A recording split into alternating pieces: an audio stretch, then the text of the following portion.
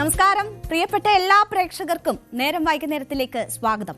മാറ്റം എന്നത് ഒരു പ്രകൃതി നിയമമാണല്ലോ. മാറ്റമില്ലാത്തത് മാറ്റത്തിന് മാത്രം ആണ് എന്നതാണല്ലോ ചൊല്ല്. നോക്കൂ, ആ അനിവാര്യമായ മാറ്റമാണ് നമ്മൾ നേരം വൈകുന്നേരത്തിലും വരുത്തിയിരിക്കുന്നത്. രൂപത്തിലും ഭാവത്തിലുമൊക്കെ വലിയ മാറ്റത്തോടു കൂടിയാണ് ഇന്നു മുതൽ നേരം വൈകുന്നേരം പ്രേക്ഷകരിലേക്ക് എത്തുന്നത്. അപ്പോൾ നമ്മൾ ജീവിതത്തിലൊരു മാറ്റമുണ്ടായാൽ ആ മാറ്റത്തിനനുസരിച്ച് അതിനോട് ഇഴുകിച്ചേരുക എന്നതാണ് ചെയ്യേണ്ടത്. എന്നാൽ മാത്രമേ നമുക്ക് ജീവിതത്തിൽ മുന്നോട്ട് പോകാൻ പറ്റുള്ളൂ. അപ്പോൾ നേരം വൈകുന്നേരത്തിലെ ഈ മാറ്റത്തിനൊപ്പം പ്രേക്ഷകരും ചേരുക. നമുക്ക് ഇന്നത്തെ പ്രധാന വാർത്തകളിലേക്ക് കടക്കാം. എല്ലാ പ്രേക്ഷകർക്കും സ്വാഗതം.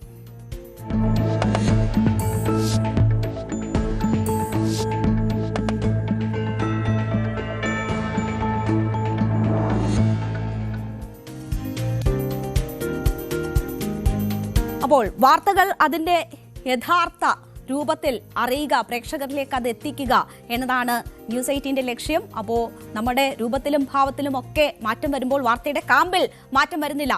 നമ്മൾ ആദ്യം പോകുന്നത് ഫോക്കസ് നമ്പർ 1 ഇന്ത്യ അമേരിക്ക വാണിജ്യ കരാർ സംബന്ധിച്ച വിവരങ്ങളിലേക്കാണ്. ഇന്ന് നമുക്ക് അരമണിക്കൂറാണ് നേരം വൈകുന്നേരത്തിനുള്ള സമയം. അതുകൊണ്ട് തന്നെ വളരെ വേഗം 5 വിഷയങ്ങളിലൂടെ കടക്കാനാണ് നമ്മൾ ശ്രമിക്കുന്നത്. ഇന്ത്യ അമേരിക്ക വ്യാപാര കരാർ യാഥാർത്ഥ്യത്തിലേക്ക് എത്തിയിരിക്കുന്നു. നേരത്തെ മുതൽ തന്നെ പ്രഖ്യാപനങ്ങൾ ഉണ്ടായിട്ടുണ്ട് എങ്കിലും അതിന്റെ യഥാർത്ഥ വിവരങ്ങൾ ഇന്നാണ് നമുക്ക് കൂടുതൽ ലഭ്യമാകുന്നത്. കരാറിൽ ഒപ്പുവെച്ചത് സംബന്ധിച്ച സംയുക്ത പ്രസ്താവന ഇന്നാണ് പുറത്തു വന്നിരിക്കുന്നത്. ഇരു രാജ്യങ്ങളും സംയുക്ത പ്രസ്താവന പുറത്തുവിട്ടിരിക്കുകയാണ്. റഷ്യൻ എണ്ണ വാങ്ങുന്നതിൽ ഇന്ത്യക്ക് മേൽ അമേരിക്ക ചുമത്തിയിരുന്ന അധിക തീരുവ ഒഴിവാക്കപ്പെട്ടിരിക്കുകയാണ്. ഇന്ത്യൻ ഉൽപ്പന്നങ്ങൾക്ക് അമേരിക്കയിൽ പരമാവധി നികുതി 18% കുറച്ചിരിക്കുന്നത്. അമേരിക്കയിൽ നിന്നുള്ള നിരവധി ഉൽപ്പന്നങ്ങൾക്ക് തീരുവ ഒഴിവാക്കാനുള്ള തീരുമാനം ഇന്ത്യയും എടുത്തിട്ടുണ്ട്. അതപ്പോൾ ഒരു കൊടുക്കൽ വാങ്ങലാണ് ഈ കരാറിൽ ഉണ്ടായിരിക്കുന്നതെന്ന് വ്യക്തമാവുകയാണ് ഈ സംയുക്ത പ്രസ്താവന പുറത്തു വരുന്നതോടുകൂടി. അമേരിക്കയിൽ നിന്നുള്ള ധാന്യങ്ങളും പഴങ്ങളും ഉൾപ്പെടെ കാർഷിക വിഭവങ്ങൾ ഇന്ത്യയിൽ ഇറക്കുമതി ചെയ്യുന്നതിനും നികുതി ഇളവുണ്ടാകും. 5 വർഷത്തിനുള്ളിൽ $50,000 കോടി സാധനങ്ങൾ അമേരിക്ക ഇന്ത്യയിലേക്ക് ഇറക്കുമതി ചെയ്യും. കാർഷിക ക്ഷീര മേഖലകളിൽ നിയന്ത്രിത ഇളവാണ് വരുത്തിയിരിക്കുന്നത്. ചില അമേരിക്കൻ വിളകൾക്ക് തീരുവ കുറയ്ക്കും. ഇതൊക്കെയാണ് നമുക്ക് വ്യക്തമായിട്ടുള്ള കാര്യങ്ങൾ. നമ്മൾ ഇനി ഇതിന്റെ കൂടുതൽ വിശദാംശങ്ങളിലേക്ക് പോവുകയാണ്. അമേരിക്കയിൽ നിന്ന് ഇറക്കുമതി ചെയ്യുന്നവ എന്തൊക്കെയാണ് എന്നതാണ് നമ്മൾ പരിശോധിക്കുന്നത്. എന്തൊക്കെ ഉൽപ്പന്നങ്ങൾ അമേരിക്കയിൽ നിന്ന് ഇറക്കുമതി ചെയ്യും ഇന്ത്യ എന്നതാണ്. മണിച്ചോളം, സോയാബീൻ, എണ്ണ, പിസ്ത തുടങ്ങിയവ അമേരിക്കയിൽ നിന്ന് ഇറക്കുമതി ചെയ്യുന്ന വിഭവങ്ങളാണ്. ഒപ്പം തന്നെ കശുവണ്ടി, ബദാം, പഴങ്ങൾ എന്നിവയ്ക്ക് ഇന്ത്യ തീരുവ കുറയ്ക്കുകയോ ഒഴിവാക്കുകയോ ചെയ്യും. അത് വ്യക്തമായിരിക്കുന്നു സംയുക്ത പ്രസ്താവനയിലൂടെ. അമേരിക്കയിൽ നിന്ന് പ്രധാനമായും ഇങ്ങോട്ടേക്ക് എത്താൻ പോകുന്ന ഉൽപ്പന്നങ്ങൾ ആപ്പിൾ, കാറുകൾക്ക് ആപ്പിളാണ്. ഒപ്പം മദ്യത്തിന് വില കുറയും. സോയാബീൻ എണ്ണ ഇറക്കുമതിക്കുള്ള അനുമതി ഉണ്ട്. കാറുകൾക്ക് വില കുറയും. ഇതൊക്കെയാണ് നമുക്ക് ഇപ്പോൾ സംയുക്ത പ്രസ്താവന പുറത്തു വരുമ്പോൾ മനസ്സിലാകുന്ന വിവരങ്ങൾ. ഇന്ത്യ നികുതി ഇളവ് നൽകാത്ത ചില ഉൽപ്പന്നങ്ങളുണ്ട്. അത് ഓറഞ്ച്, പ്ലം, മുന്തിരി, നാരങ്ങ, വാഴപ്പഴം എന്നിവയ്ക്കാണ് ഇന്ത്യ നികുതി ഇളവ് നൽകിയിട്ടില്ലാത്തവ. ഒപ്പം തേയിലയ്ക്കും ഇന്ത്യ തീരുവ കുറയ്ക്കില്ല എന്നത് വ്യക്തമായിരിക്കുന്നു.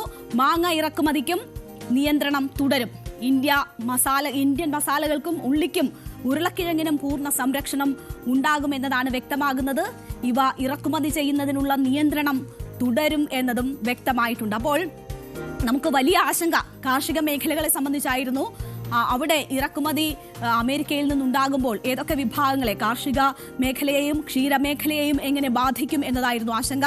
അവിടെ കുറേയേറെ കോംപ്രമൈസിന് ഇന്ത്യ തയ്യാറായിട്ടുണ്ട് എന്നതാണ് സംയുക്ത പ്രസ്താവനയും ഒപ്പം പീയൂഷ് ഗോയലിന്റെ വാർത്താ സമ്മേളനവും കഴിയുമ്പോൾ നമുക്ക് വ്യക്തമാകുന്നത്. അങ്ങോട്ടും ഇങ്ങോട്ടും കൊടുക്കൽ വാങ്ങലുകൾ ഈ കരാർ സംബന്ധിച്ച് ഉണ്ടായിട്ടുണ്ട് എന്നത്. ഇന്ത്യൻ അരി ഇറക്കുമതിക്ക് മുൻഗണന നൽകുമെന്ന് US സംയുക്ത പ്രസ്താവനയിൽ വ്യക്തമാക്കുന്നുണ്ട്. അതായത് ഇന്ത്യയുടെ അരി കയറ്റുമതിയിൽ കൂടുതൽ സാധ്യതകൾ ഉണ്ടാകുന്നു എന്നതാണ് അത് വ്യക്തമാക്കുന്നത്. കരാറിൽ ഇന്ത്യയുടെ ക്ഷീരമേഖലയ്ക്ക് സംരക്ഷണം ഉണ്ടാകുമെന്ന് ഇന്ത്യ ഇപ്പോഴും പറയുന്നുണ്ട്. പീയൂഷ് ഗോയൽ ആവർത്തിച്ച് പറയുന്നുണ്ട്. ഇന്ത്യയിൽ നിന്ന് റബ്ബർ, പ്ലാസ്റ്റിക്, തുണിത്തരങ്ങൾ, തുകൽ, ചെരുപ്പ്, മരുന്നുകൾ, വിമാനഭാഗങ്ങൾ, വാഹന സ്പെയർ പാർട്സ് തുടങ്ങിയവ അമേരിക്കയിലേക്ക് കയറ്റി അയക്കുന്നതിലും ഇളവുണ്ടാകും എന്ന കാര്യം ചൂണ്ടിക്കാട്ടുന്നുണ്ട്. അപ്പോൾ കയറ്റുമതി മേഖലയിൽ നമ്മൾ എപ്പോൾ മുതൽ ഈ തീരുവ ഉയർത്തിയോ അപ്പോൾ മുതൽ ഏതൊക്കെ മേഖലകളെ ഇത് വലിയ രീതിയിൽ ബാധിച്ചു എന്നത് നമുക്കറിയാം. അതിൽ ഈ തുണി, ഒപ്പം തന്നെ സമുദ്രോൽപ്പന്നങ്ങളുടെ കയറ്റുമതി എന്നിവയെ ഇത് വലിയ രീതിയിൽ ബാധിച്ചിരുന്നു. അവിടെയൊക്കെ കുറേയധികം ആശ്വാസം ഈ കരാർ യാഥാർത്ഥ്യത്തിലാകുന്നതോടുകൂടി ഉണ്ടാകുന്നു എന്നതാണ് ഇന്ത്യയുടെ പ്രധാനപ്പെട്ട നേട്ടങ്ങളായി നമുക്ക് ചൂണ്ടിക്കാട്ടേണ്ടുന്ന കാര്യം. കർഷകരുടെയും ക്ഷീരോത്പാദകരുടെയും താൽപര്യം സംരക്ഷിക്കുമെന്ന് പീയൂഷ് ഗോയൽ ഇന്നും വാർത്താ സമ്മേളനം നടത്തുമ്പോൾ പീയൂഷ് ഗോയൽ പറഞ്ഞത് കർഷകരുടെ താൽപര്യങ്ങൾ സംരക്ഷിക്കുമെന്നതാണ്. പീയൂഷ് ഗോയലിന്റെ വാക്കുകൾ കേൾക്കാം. पर शून्य कोई लाभ भारत में इंपोर्ट करते हुए दिया गया है, कोई लाभ नहीं दिया गया, कोई रियायत नहीं दी गई है। लोग सोचते थे ना कि भाई किसानी क्षेत्र में सब खुल जाएगा, हमने कोई ऐसा काम नहीं किया है जिसमें किसी भी किसान को नुकसान हो सके। जो वस्तु भारत में सेंसिटिव है हमारे किसान पर्याप्त मात्रा में बनाते हैं, जिसमें हम आत्मनिर्भर हैं, उन सब वस्तुओं को इस एग्रीमेंट के दायरे से बाहर रखा गया है। उस पर भारत ने कोई छूट नहीं दी है। जैसे कि उदाहरण के लिए जीएम का बना हुआ जेनेटिकली मॉडिफाइड कोई वस्तु भारत में नहीं आएगा। मीट उस पर कोई रियायत नहीं दी गई है। पोल्ट्री कोई रियायत नहीं दी गई है। डेयरी के कोई वस्तु के ऊपर कोई रियायत नहीं दी गई है। सोया मिल कोई रियायत नहीं दी गई है। मेज कोई रियायत नहीं दी गई है। मेज यानी मक्का, कोई रियायत नहीं है। चावल, गेहूं, चीनी, सीरियल्स, ये कोई रियायत नहीं दी गई है। मिलेट जैसे जवार, बाजरा, रागी, कोडो, अमरनाथ, इस पर कोई रियायत नहीं दी गई है। അപ്പോ പീയൂഷ് ഗോയൽ ആവർത്തിച്ച് പറയുന്നു ഇന്ത്യൻ താൽപര്യങ്ങൾ സംരക്ഷിച്ചിട്ടുണ്ട്, അത് കാർഷിക മേഖലയിലെയും ക്ഷീരമേഖലയിലെയും താൽപര്യങ്ങൾ സംരക്ഷിച്ചിട്ടുണ്ട് എന്നതാണ് അദ്ദേഹം പറയുന്നത്. ജനിതക മാറ്റം വരുത്തിയിട്ടുള്ള ഉൽപ്പന്നങ്ങൾ ഇന്ത്യയിലേക്ക് എത്തില്ല എന്ന ഒരു ഉറപ്പുകൂടി കർഷകർക്ക്, കാർഷിക മേഖലയ്ക്ക് അദ്ദേഹം നൽകുന്നുണ്ട്. അതൊക്കെയാണ് ഇപ്പോഴും സർക്കാരിന്റെ ഭാഗമായിട്ടുള്ളവർ അതിനെക്കുറിച്ച് പോസിറ്റീവായി പറയുന്ന കാര്യങ്ങൾ. അതേസമയം ഇന്ത്യയും അമേരിക്കയും കരാറിലെത്തിയെന്നും ഇന്ത്യക്കുള്ള നികുതി 18% കുറച്ചെന്നും നേരത്തെ ട്രംപ് ആദ്യം ഇത് വ്യക്തമാക്കിയത് അദ്ദേഹത്തിന്റെ ട്രൂത്ത് സോഷ്യലിലൂടെയാണ്, സമൂഹ മാധ്യമ അക്കൗണ്ടിലൂടെയാണ്. കരാർ സംബന്ധിച്ച വിവരങ്ങൾ അതിനുശേഷം പുറത്തു വരാത്ത ഒരു സാഹചര്യം ഉണ്ടായിരുന്നു. എന്തൊക്കെയാണ് ഈ ട്രംപ് പറഞ്ഞിരുന്നതൊക്കെ വിശ്വസിക്കാമോ, ഇതൊക്കെയാണോ നടക്കാൻ പോകുന്നത് എന്നൊരു ആശങ്കയുണ്ടായിരുന്നു. അത് സംബന്ധിച്ച ചർച്ചകളാണ് കഴിഞ്ഞ ദിവസങ്ങളിലൊക്കെ നടന്നത്. അപ്പോൾ ഇപ്പോൾ വ്യക്തമാകുന്നു ട്രംപ് പറഞ്ഞത് തന്നെയാണ് ശരി എന്നത് ഇപ്പോൾ വ്യക്തമാവുകയാണ്.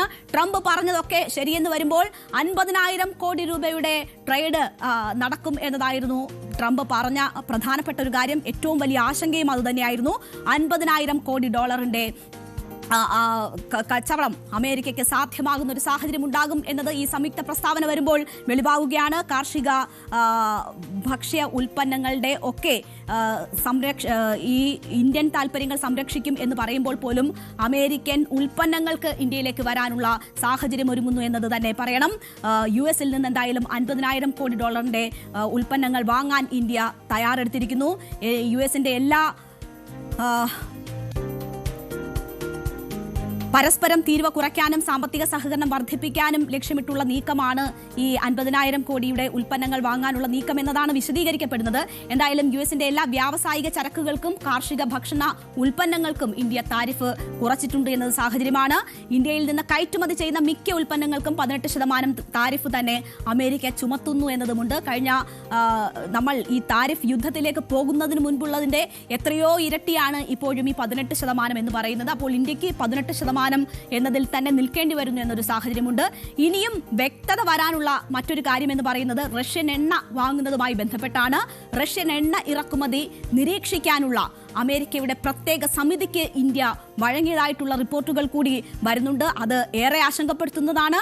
ട്രംപിന്റെ ശനിയാഴ്ച പുറത്തുവിട്ട എക്സിക്യൂട്ടീവ് ഉത്തരവ് പ്രകാരമാണ് ഇങ്ങനെ ഒരു കാര്യം കൂടി നമുക്ക് മുന്നിലേക്ക് വരുന്നത്. അത് ഉന്നതതല സമിതി എണ്ണയുടെ ഇറക്കുമതി സംബന്ധിച്ചുള്ള നിരീക്ഷണം നടത്തുമെന്നതാണ്. ഇന്ത്യ റഷ്യയിൽ നിന്ന് എണ്ണ വാങ്ങുന്നത് അമേരിക്ക നിരീക്ഷിക്കും എന്ന ഒരു സാഹചര്യം കൂടി വരുന്നു. അത് വലിയ ആശങ്കകൾ ഉണ്ടാക്കുന്നതാണ്. അപ്പോൾ ഇതുവരെ ട്രംപ് പറഞ്ഞ രീതിയിലാണ് ഈ കരാർ എന്നത് വ്യക്തമായിരിക്കുകയാണ്. അതിനപ്പുറമാണ് ഈ നിരീക്ഷണം അമേരിക്കയുടെ ഭാഗത്തു നിന്നും ഉണ്ടാകും എന്ന സാഹചര്യം അപ്പോഴും അവ്യക്തമായി തുടരുന്നത്. റഷ്യയിൽ നിന്ന് എത്ര എണ്ണ വാങ്ങും എന്ന കാര്യമാണ്. വലിയ വിമർശനമാണ് ഇപ്പോൾ ഇതുമായി ബന്ധപ്പെട്ട് ഉയരുന്നത്. ഇന്ത്യ അമേരിക്ക വാണിജ്യ കരാറിന്റെ കൂടുതൽ വിവരങ്ങൾ പുറത്തുവരുമ്പോൾ വലിയ വിമർശനം ഉയരുന്നു. ഇന്ത്യൻ താൽപര്യങ്ങൾ ബലികഴിച്ചു എന്നതാണ് വിമർശനം. ഈ ഡീൽ US കർഷകർക്കാണ് ഏറ്റവും ഗുണകരമെന്ന് സംയുക്ത പ്രസ്താവനയിൽ നിന്ന് വ്യക്തമായെന്നാണ് കോൺഗ്രസ് കുറ്റപ്പെടുത്തുന്നത്. ജയറാം രമേശ് അത്തരം ആരോപണങ്ങൾ ഇതിനോടകം ഉയർത്തിക്കഴിഞ്ഞിരിക്കുന്നു. നാണം കെടുത്തുന്ന തോൽവിയാണ് വിജയം എന്ന പേരിൽ വിൽക്കപ്പെടുന്നത് എന്നതാണ് കോൺഗ്രസ് നേതാവ് പവൻ ഖേര ആരോപിച്ചിരിക്കുന്നത്. അപ്പോൾ ഇതൊരു ഇന്ത്യൻ തോൽവി എന്ന നിലയിലാണ് പ്രതിപക്ഷം കാണുകയും പരാമർശിക്കുകയും ചെയ്യുന്നത്. അപ്പോഴും റഷ്യൻ എണ്ണ വാങ്ങുന്ന കാര്യത്തിൽ ഇനിയും കൂടുതൽ വ്യക്തത വരേണ്ടിയുമിരിക്കുന്നു.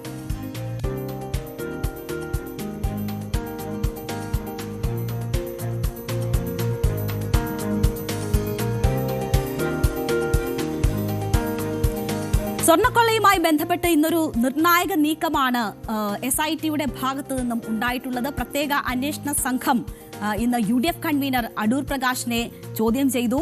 പ്രത്യേക അന്വേഷണ സംഘം ഈ ഓഫീസിലേക്ക് വിളിച്ചു വരുത്തിയാണ് അടൂർ പ്രകാശിൽ നിന്ന് വിവരങ്ങൾ തേടിയത്. കേസിലെ മുഖ്യപ്രതിയായിട്ടുള്ള ഉണ്ണികൃഷ്ണൻ പോറ്റിക്കൊപ്പം ഇരുത്തിയായിരുന്നു ഈ ചോദ്യം ചെയ്യൽ. ഉണ്ണികൃഷ്ണൻ പോറ്റിയുമായുള്ള ബന്ധമെന്ത്, പലതവണ പോറ്റിയുമായി കൂടിക്കാഴ്ച നടത്തിയത് എന്തിനാണ്, പോറ്റിയുമായി സാമ്പത്തിക ഇടപാടുകൾ നടത്തിയിട്ടുണ്ടോ അടൂർ പ്രകാശ് തുടങ്ങിയ കാര്യങ്ങളിൽ വ്യക്തത തേടുകയായിരുന്നു അന്വേഷണ സംഘത്തിന്റെ ലക്ഷ്യം. ക്രൈംബ്രാഞ്ച് ആസ്ഥാനത്ത് വിളിച്ചു വരുത്തിയായിരുന്നു ഏതാണ്ട് 2.5 മണിക്കൂർ നീളുന്ന ചോദ്യം ചെയ്യൽ ഇന്ന് നടന്നത്. അപ്പോൾ ഒരു നിർണായക നീക്കമാണ് SITയുടെ ഭാഗത്തു നിന്നും ഇതുമായി ബന്ധപ്പെട്ട് ഉണ്ടായിരിക്കുന്നത് എന്നത് തന്നെ നമുക്ക് പറയാം. CPM-നും സർക്കാരിനുമെതിരെ UDF വലിയ രീതിയിൽ പ്രചരണം ഈ സ്വർണ്ണക്കൊള്ള വിഷയവുമായി ബന്ധപ്പെട്ട് നടത്തി വരുന്നതിനിടെയാണ് SIT UDF കൺവീനറെ ചോദ്യം ചെയ്യാൻ വിളിപ്പിച്ചിരിക്കുന്നത് എന്നതാണ് ഇതുമായി ബന്ധപ്പെട്ടുള്ള ഏറ്റവും പ്രാധാന്യം ഏറുന്ന കാര്യം. ഉണ്ണികൃഷ്ണൻ പോറ്റിയെ പലതവണ കണ്ടിട്ടുണ്ടെന്ന് നേരത്തെ തന്നെ അടൂർ പ്രകാശ് സമ്മതിച്ചിരുന്നു. അതിന്റെ തെളിവുകൾ ഒക്കെ പുറത്തു വന്നതാണ്. ശബരിമല കേസുമായി തനിക്ക് ബന്ധമുണ്ടെന്ന ആരോപണം പക്ഷേ ആവർത്തിച്ച് അടൂർ പ്രകാശ് നിഷേധിച്ചിരുന്നു. ഉണ്ണികൃഷ്ണൻ പോറ്റി ഡൽഹിയിൽ സോണിയാഗാന്ധിയെ കാണാൻ പോയപ്പോൾ അടൂർ പ്രകാശ് ഒപ്പമുണ്ടായിരുന്നു. അത് മണ്ഡലത്തിലെ വോട്ടറായ ഉണ്ണികൃഷ്ണൻ പോറ്റി സോണിയാഗാന്ധിയുടെ അപ്പോയിന്റ്മെന്റ് എടുത്തപ്പോൾ തന്നെയും ഒപ്പം കൂട്ടി എന്നതൊക്കെയായിരുന്നു അടൂർ പ്രകാശ് നൽകിയിരുന്ന വിശദീകരണം. അപ്പോൾ ഈ കാര്യങ്ങൾ വലിയ തരത്തിലുള്ള ചർച്ചയാകുമ്പോൾ ഈ പലതവണ കൂടിക്കാഴ്ച നടത്തിയത് എന്തിന് എന്നതുൾപ്പെടെയുള്ള കാര്യങ്ങൾ അറിയുന്നതിന് വേണ്ടിയാണ് SIT ഇപ്പോൾ അടൂർ പ്രകാശിനെ വിളിക്കുകയും ചോദ്യങ്ങൾ ചോദിക്കുകയും ചെയ്തിരിക്കുന്നത്. പോറ്റിയുമായി ബന്ധപ്പെട്ട കാര്യങ്ങൾ ചോദിച്ചിട്ടുണ്ട്. അപ്പോൾ 2.5 മണിക്കൂർ നീണ്ട ചോദ്യം ചെയ്യലിന് ശേഷം അടൂർ പ്രകാശ് പുറത്തേക്ക് വരുമ്പോൾ മാധ്യമങ്ങൾ അദ്ദേഹത്തോട് സംസാരിച്ചു. അപ്പോൾ അദ്ദേഹം പറഞ്ഞത് പോറ്റിയെക്കുറിച്ച് ഉൾപ്പെടെയുള്ള കാര്യങ്ങൾ തന്നോട് ചോദിച്ചു എന്നതാണ്. തനിക്കറിയാവുന്ന കാര്യങ്ങൾ താൻ ഉദ്യോഗസ്ഥരോട് പറഞ്ഞിട്ടുണ്ട്. മറുപടിയിൽ അവ്യക്തത ഉണ്ടോ ഇല്ലയോ എന്നൊക്കെ പറയേണ്ടത് SIT ആണ്. തനിക്കറിയാവുന്ന കാര്യങ്ങൾ താനുമായി ബന്ധപ്പെട്ട് ചോദിച്ച ചോദ്യങ്ങൾക്കെല്ലാം താൻ ഉത്തരം നൽകിയിട്ടുണ്ട് എന്നതാണ് അടൂർ പ്രകാശ് പറഞ്ഞത്. അടൂർ പ്രകാശിന്റെ മാധ്യമങ്ങളോടുള്ള പ്രതികരണം നമുക്കൊന്ന് കാണാം.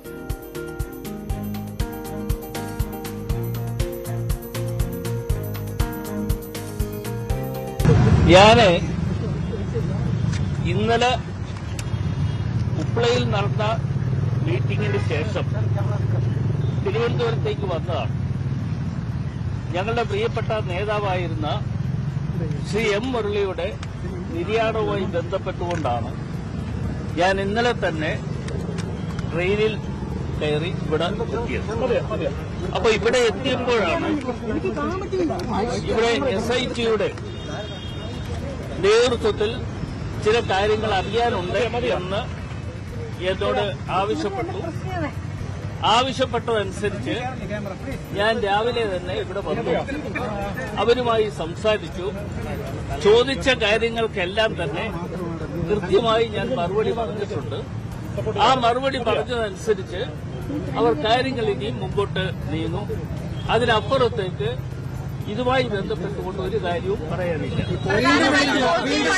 മാധ്യമങ്ങൾ ചോദിക്കുമ്പോൾ ഈ വിധത്തിലുള്ള മറുപടിയാണ് അടൂർ പ്രകാശ് നൽകുന്നത്. ഇങ്ങനെ എന്നെ തന്നെ വിളിപ്പിച്ചതിൽ അസ്വാഭാവികതയുള്ളതായി കരുതുന്നില്ല എന്നും അടൂർ പ്രകാശ് പറഞ്ഞുവെങ്കിൽ അടൂർ പ്രകാശിനെ ചോദ്യം ചെയ്തത് തെരഞ്ഞെടുപ്പ് നാടകമെന്നായിരുന്നു AICC ജനറൽ സെക്രട്ടറി KC വേണുഗോപാലിന്റെ വിമർശനം. നിയമത്തിന്റെ വഴിക്കെന്ന് നേരത്തെ പറഞ്ഞതാണ്. കേസുമായി ബന്ധപ്പെട്ട് UDF നേതാക്കൾക്ക് ആർക്കും ജയിലിൽ പോകേണ്ടി വരില്ല എന്നും KC വേണുഗോപാൽ പറഞ്ഞു. ചോദ്യം ചെയ്തോട്ടെ. ഞങ്ങൾ ആദ്യം മുതലേ പറഞ്ഞിട്ടുണ്ടല്ലോ, SIT എന്ന് പറയുന്നത് കേരള പോലീസല്ലേ, ഹൈക്കോടതിയുടെ നിരീക്ഷണമെങ്കിലും. അപ്പോൾ അവർക്ക് ഇഷ്ടമുള്ള സമയത്ത് ഇഷ്ടമുള്ള ആളെ ചോദ്യം ചെയ്തുകൊണ്ടിരിക്കട്ടെ.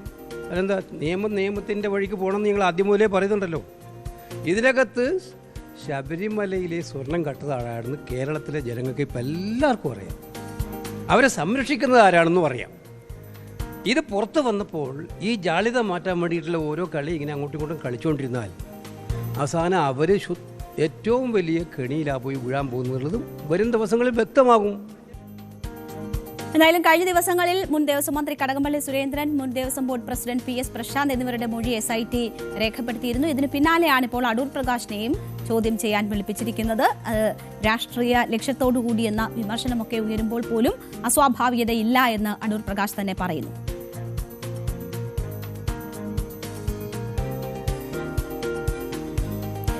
തെരഞ്ഞെടുപ്പിന് മുന്നേ രാഷ്ട്രീയ പാർട്ടികൾ മുന്നണി മാറുന്നതൊക്കെ കേരളം ഒരുപാട് തവണ കണ്ടിട്ടുണ്ട്. അതൊരു സാധാരണ സംഭവമായി തന്നെ മാറിയിട്ടുണ്ട്. പക്ഷേ ഇത്തവണ ഒരു ഘട്ടത്തിൽ ജോസ് കെ മാണി മുന്നണി വിടുമോ എന്ന് കരുതിയതാണ്. എന്തായാലും അത് സംഭവിച്ചില്ല.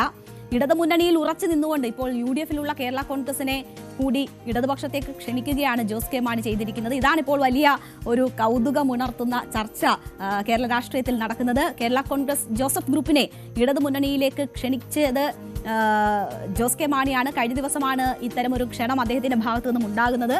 ജോസഫ് ഗ്രൂപ്പും കേരള കോൺഗ്രസ് രക്തത്തിന്റെ ഭാഗമാണ്. അവർ വന്നാൽ സംരക്ഷണം നൽകുമെന്നൊക്കെയാണ് ജോസ് കെ മാണി വ്യക്തമാക്കിയത്. ഇടതുമുന്നണിക്ക് വേണ്ടി മധ്യമേഖല ജാഥ നയിക്കുന്നത് ജോസ് കെ മാണിയാണ്. അപ്പോൾ അവിടെ നിന്നുകൊണ്ട് ആ ജാഥ നയിച്ചുകൊണ്ടാണ് ജോസ് കെ മാണി അപ്പുറത്തുള്ള കേരള കോൺഗ്രസിനെ കൂടി ഇങ്ങോട്ട് വിളിക്കുന്നത്. പണ്ട് അവരെ നമ്മുടെ തറവാട്ടിലേക്ക് കൂട്ടിച്ചേർത്തിരുന്നു. അതിന്റെ വിഷമങ്ങളും ദുഃഖങ്ങളും പ്രയാസങ്ങളും ഒക്കെ അനുഭവിച്ചിട്ടുണ്ട്. അവിടെ ബുദ്ധിമുട്ടുണ്ടെങ്കിൽ ഇവിടേക്ക് വന്നാൽ സംരക്ഷണം കൊടുക്കാമെന്നൊക്കെയാണ് ജോസ് കെ മാണി പറഞ്ഞത്. അപ്പോൾ ഇതിപ്പോൾ വലിയ ചർച്ചയാവുകയാണ്. തീരുമാനം അവരുടേതാണ് എന്നൊക്കെ ജോസ് കെ മാണി പറയുന്നുണ്ട്. അപ്പോൾ അതിൽ മറുപടിയുമായി എത്തിയിരിക്കുകയാണ് ഇപ്പോൾ കേരള കോൺഗ്രസ് ജോസഫ് വിഭാഗം.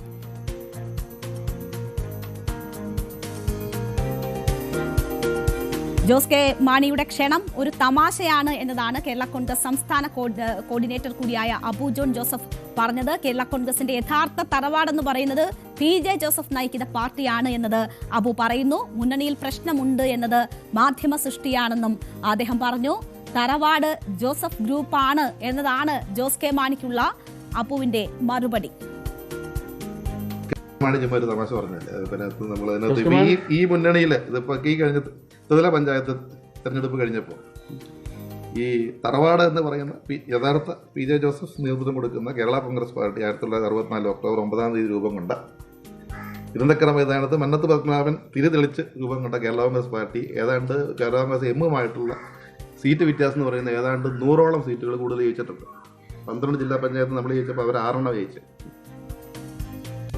എന്നാലും അബു തമാശ എന്നുള്ള രീതിയിലുള്ള മറുപടി കൊടുക്കുന്നുണ്ട്. എന്താണ് തങ്ങളുടെ ശക്തി എന്നതും ചൂണ്ടിക്കാട്ടുന്നുണ്ട്. എന്നാൽ ജോസ് കെ മാണി ഇത് ഒറ്റയ്ക്ക് പറഞ്ഞതല്ല. ജോസ് കെ മാണിയുടെ നിലപാടിനെ CPM സംസ്ഥാന സെക്രട്ടറി MV ഗോവിന്ദൻ പിന്തുണയ്ക്കുന്ന കൂടി ചെയ്ത ഒരു സാഹചര്യത്തിൽ ഇതൊരു മുന്നണിയുടെ ലക്ഷ്യം എന്ന നിലയിൽ തന്നെ വേണം നമ്മൾ അതിനെ കാണാൻ. എന്തായാലും നിയമസഭാ തെരഞ്ഞെടുപ്പിൽ കഴിഞ്ഞ തവണ മത്സരിച്ച 10 സീറ്റുകളും വേണമെന്ന നിലപാടിലാണ് ജോസഫ് വിഭാഗം. ഇത് സംബന്ധിച്ച് UDFിൽ തർക്കമുണ്ട് എന്ന ഒരു സാഹചര്യമൊക്കെ നിലനിൽക്കുമ്പോഴാണ് ജോസ് കെ മാണി ഇത്തരം ഒരു ഓഫർ മുന്നോട്ട് വെക്കുന്നത്. ഇക്കാര്യം കൂടി പരാമർശിച്ചുകൊണ്ട് തന്നെയാണ് ജോസഫ് വിഭാഗത്തെ ജോസ് കെ മാണി LDFിലേക്ക് ക്ഷണിച്ചത്. എന്നാൽ അതിനെ തമാശയായി തള്ളിക്കളയുകയാണ് ജോസഫ് വിഭാഗം ഇപ്പോൾ ചെയ്തിരിക്കുന്നത്.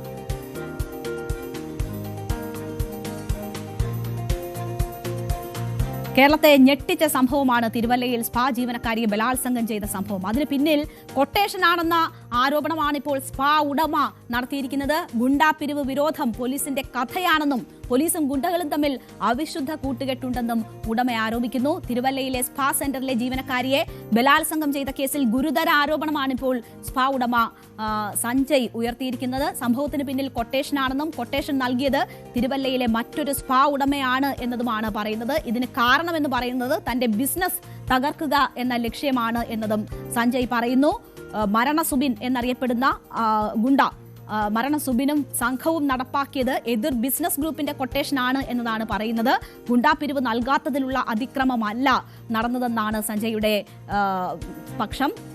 ഗുണ്ടാപിരിവ് വിരോധം പോലീസിന്റെ കഥയാണ് എന്ന് പറയുന്നു. പോലീസും ഗുണ്ടകളും തമ്മിൽ അവിശുദ്ധ കൂട്ടുകെട്ടുണ്ടെന്നും പോലീസ് തന്റെ മൊഴി എടുത്തിട്ടില്ല എന്നും സഞ്ജയ് പറഞ്ഞു. ക്രൂരമായ പീഡനത്തിന് വിധേയയായതായും നഗ്ന ദൃശ്യം പകർത്തിയതായും അതിജീവിത നൽകിയ പരാതിയിൽ പറയുന്നുണ്ട്. അതിജീവിതയെ കഴുത്തിന് കത്തി ചൂണ്ടി ഭീഷണിപ്പെടുത്തിയാണ് പീഡിപ്പിച്ചിരിക്കുന്നത്. കേസിൽ പോലീസും ആഭ്യന്തര അന്വേഷണം തുടങ്ങിയിട്ടുണ്ട്. ഉദ്യോഗസ്ഥർക്ക് ഗുണ്ടകളുമായി കൂട്ടുകെട്ടുണ്ടെന്ന ആരോപണമുയർന്ന സാഹചര്യത്തിലാണ് ഈ അന്വേഷണത്തിലേക്ക് കടക്കുന്നത്. എന്തായാലും പോലീസ് ഇപ്പോൾ വാർത്താ സമ്മേളനം നടത്തിയ കാര്യങ്ങൾ വിശദീകരിക്കുക കൂടി ചെയ്തിട്ടുണ്ട്. വീഴ്ചകൾ സംഭവിച്ചിട്ടില്ല എന്നതാണ് പോലീസ് ഇതുമായി ബന്ധപ്പെട്ട് പറയുന്നത്. അത്തരം ആരോപണങ്ങളൊക്കെ പോലീസ് നിഷേധിക്കുകയാണ് യഥാർത്ഥത്തിൽ ചെയ്തിട്ടുള്ളത്. എന്തായാലും നടന്നത് ഒരു കൊട്ടേഷൻ ബലാത്സംഗം എന്നതാണ് സ്പാ ഉടമ ഉയർത്തുന്ന പ്രധാനപ്പെട്ട ആരോപണം. അത് വലിയ ഗൗരവമുള്ളതാണ്. ഒരു രണ്ട് സ്ഥാപനങ്ങൾ തമ്മിലുള്ള തർക്കം അല്ലെങ്കിൽ അവരുടെ ബിസിനസ്സുമായി ബന്ധപ്പെട്ടുള്ള തർക്കങ്ങൾ ഒരു കൊട്ടേഷൻ ബലാത്സംഗത്തിലേക്ക് നയിച്ചിരിക്കുന്നു എന്നത് വളരെ ഗൗരവമുള്ള സാഹചര്യമാണ്. എന്തായാലും ഇപ്പോൾ സ്പാ ഉടമ അക്കാര്യം കൂടി ചൂണ്ടിക്കാട്ടി പരാതി നൽകിയിട്ടുണ്ട്. അതിജീവിതയുടെ പരാതിയുണ്ട്. കൃത്യമായ അന്വേഷണം ഇക്കാര്യത്തിൽ ഉണ്ടാകട്ടെ എന്ന് നമുക്ക് ആശിക്കാം. നേരത്തെ പല വീഴ്ചകളും പോലീസിന്റെ ഭാഗത്തു നിന്നും ഉണ്ടായി എന്നത് ചൂണ്ടിക്കാണിക്കപ്പെട്ടതാണ്. മാത്രവുമല്ല പോലീസ് തന്നെ കെട്ടുകഥയായി ഈ കാര്യങ്ങൾ ഗുണ്ടാപിരിവ് സംബന്ധിച്ചുള്ള കാര്യങ്ങളൊക്കെ അവതരിപ്പിക്കുകയാണ് എന്നതാണ് സ്പാ ഉടമ പറയുന്നത്. അപ്പോൾ ഇതിൽ എന്താണ് എന്നത് കൃത്യമായ അന്വേഷണം നടന്ന് കാര്യങ്ങൾ പുറത്തു വരേണ്ടതാണ്.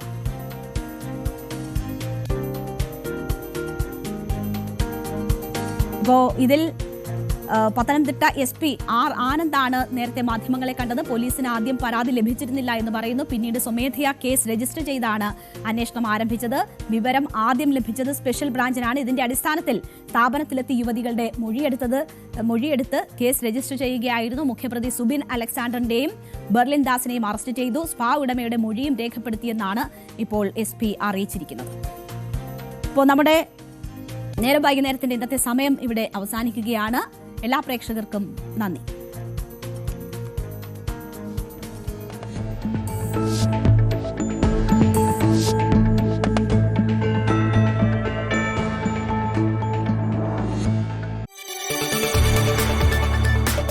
കൂടുതൽ വാർത്തകൾക്ക് News 18 Keralam YouTube channel subscribe ചെയ്യുക.